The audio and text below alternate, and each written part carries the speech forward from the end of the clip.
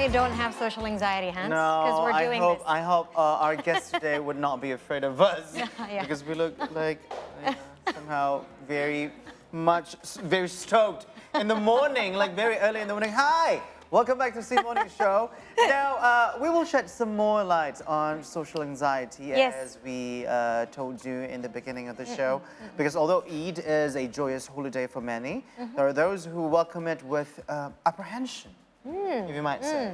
So this restlessness may have some rather negative consequences if it is allowed to fester. But what about you? How do you feel when the holidays approaches?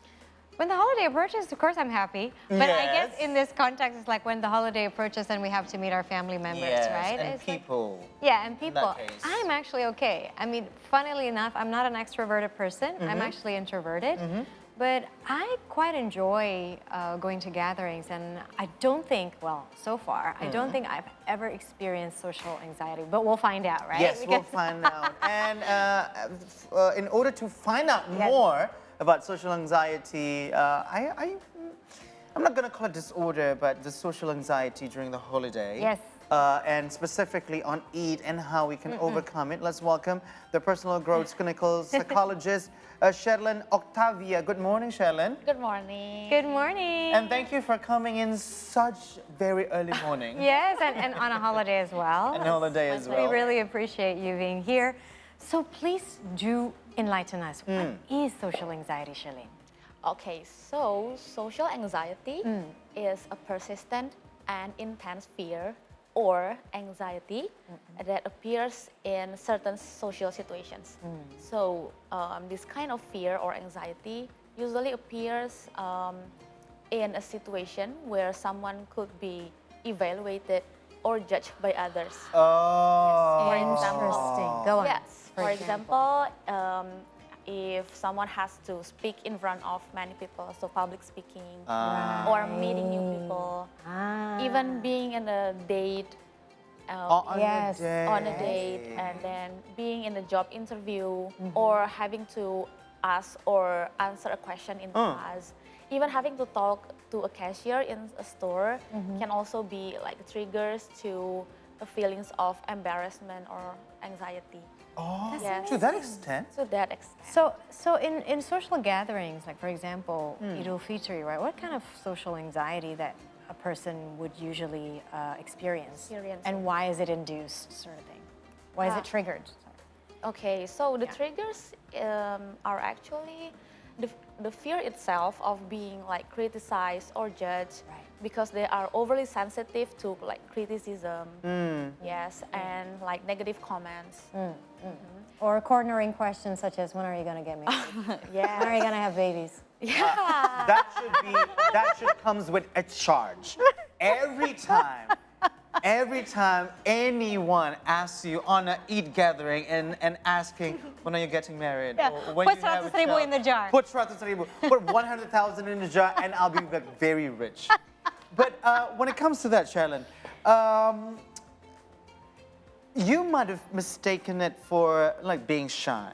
Like, Right. Back in the days when I was still like a teenager and stuff like that, and back in that time we still had this kind of feeling of being not alienated, but being excluded from the conversation because your you were young. parents might say, "Oh, so this is parent thing. This is a parent thing," something like that. So that could make us like, shy in commenting and some other things. But what differentiates social anxiety from shyness? Okay, so it's actually pretty normal for us to feel shy from time to time, and maybe in certain situations. Yes. And comfort in social situations also vary according to like someone's personality traits and also like life experiences or how parents like talk with their children.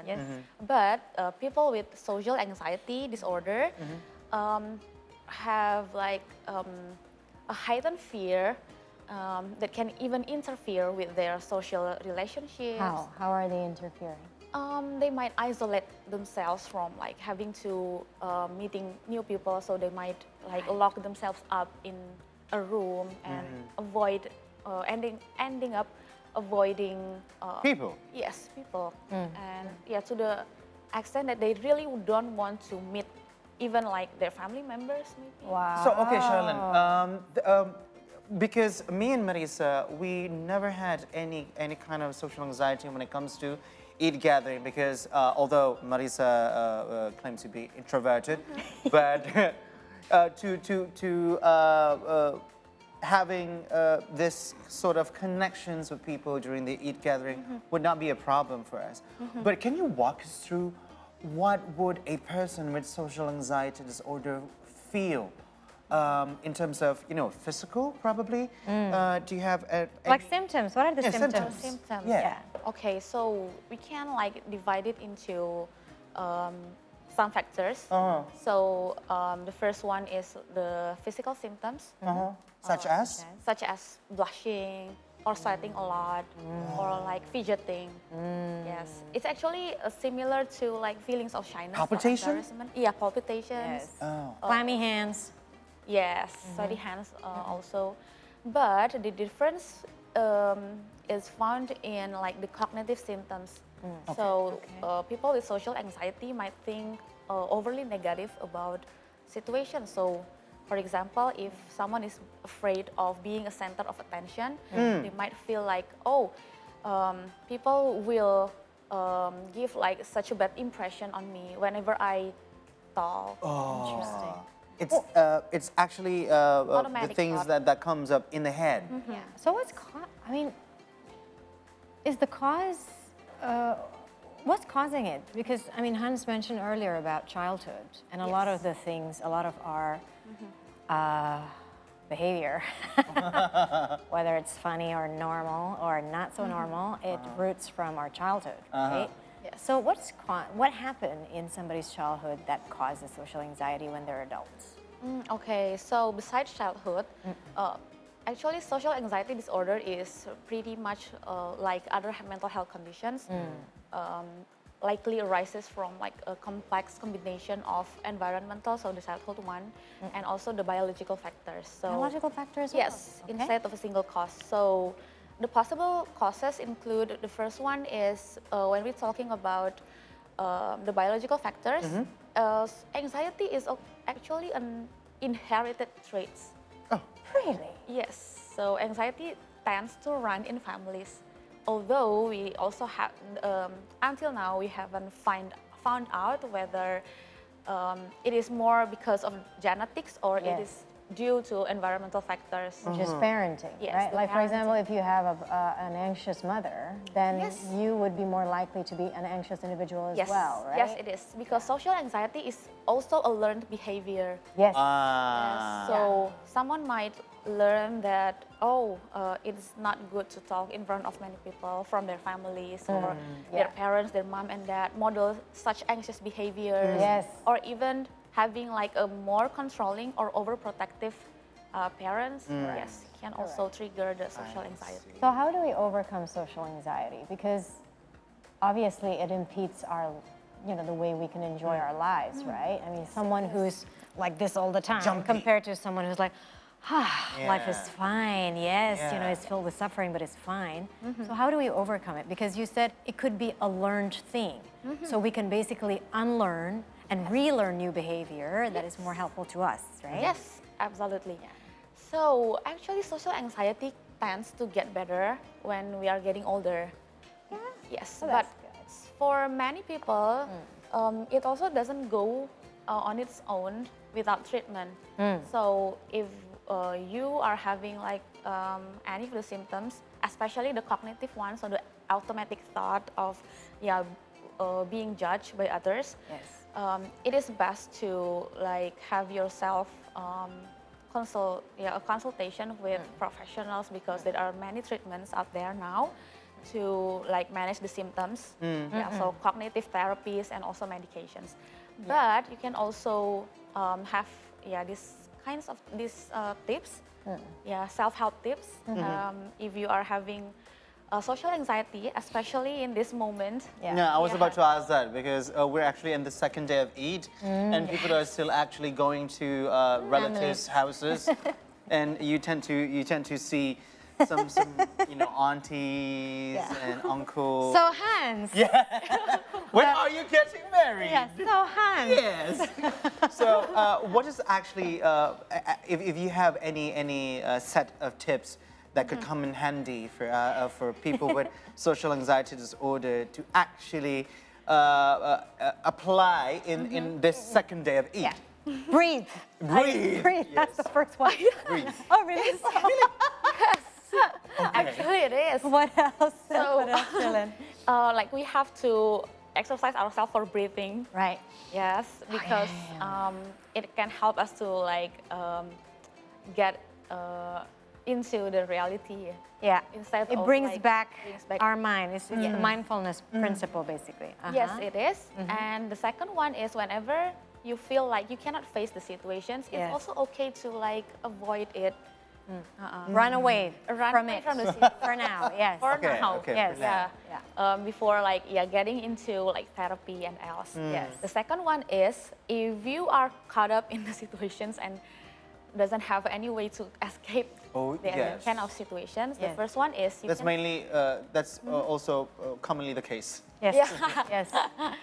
the first one is try to like understand your anxiety, like what is going through in your mind and how you behave in certain situations. Yeah. Social situations, I mean, and it can also be helpful to like have diaries, to keep your Journaling. diaries, so Yeah. you know like what kind of thought will come up. The second one is to actually challenge the negative thought. Such as, So for in- example. Yes, so instead of focusing on assuming that someone will talk the worst about us, it is best to like focus on what they are trying to say. Correct. Like, for example, that question, right? That simple question was like, when are you getting married? When are you going to have kids and all that? It can be annoying, right? For Yeah. those of you who are not married or who probably decide not to have kids or who haven't had kids just because of other things or other factors. But it's, for me personally, it's what you just said just then is to find out what is exactly their intention, right? Yes, right. Which is, maybe it comes from a place of love. It comes Maybe. from a place of care, like, oh, maybe that person doesn't want me to be lonely one day. Yes. Or maybe that person thinks that having children can bring so much joy, or it can complement my life, it'd be an additional happiness in my life, instead of like, why are you meddling with my life? You know?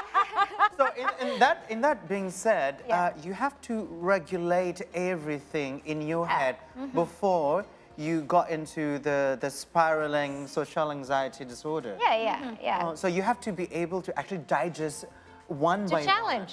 one. To challenge, yeah. the negative assumption, Yeah. right, Shierlen? Yes, it Yeah. is. And with anxiety, it's actually how to tackle the anxiety. The most effective one is actually to face the fear. Yes. Yes. Speaking of facing the fear, Shierlen, I was thinking, is it healthy to probably kindly confront those questions? Honestly, like for example, for people who are not married, right?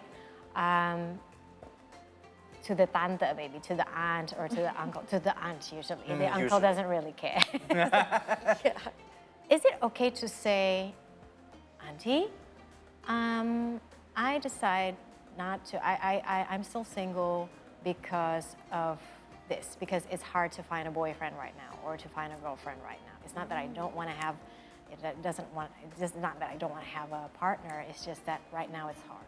Or is it okay to confront it kindly, to be honest with the people who actually ask you those kind of like slightly intrusive questions? Yeah, it's okay. It's pretty okay because whenever we can be honest with them, they can also learn to like understand what sorts of questions that is good to us, and whether it's not the right time to ask about it. Yeah. So they can also learn to be considerate towards each other. Okay, so last one thing before we say goodbye to you.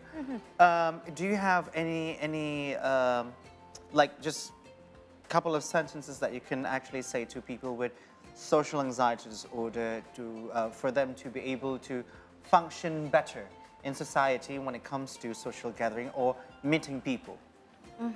So maybe it is just as I mentioned before, I know how your anxiety can be disturb your life. Yes.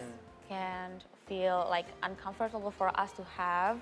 So we can learn together to face our fears, like by the first one is to like knowing our pattern, what kind of thought, That's by writing usually? by writing. Yes. And please have a talk also with your loved ones, either it's family members or like your partner, so they can also understand your situations and also help you to get through those kinds of anxiety before you get into the consultations and therapy. One last question.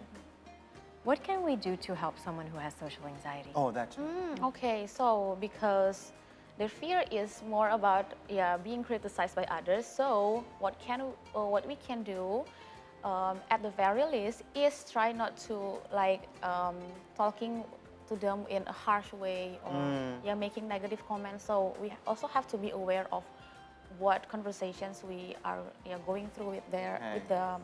So we have to watch our words, not to Watch be in our judging tones. Yes, and also listen more. I think. Yeah, I think we're given by the universe or by God Two two ears. ears and one mouth.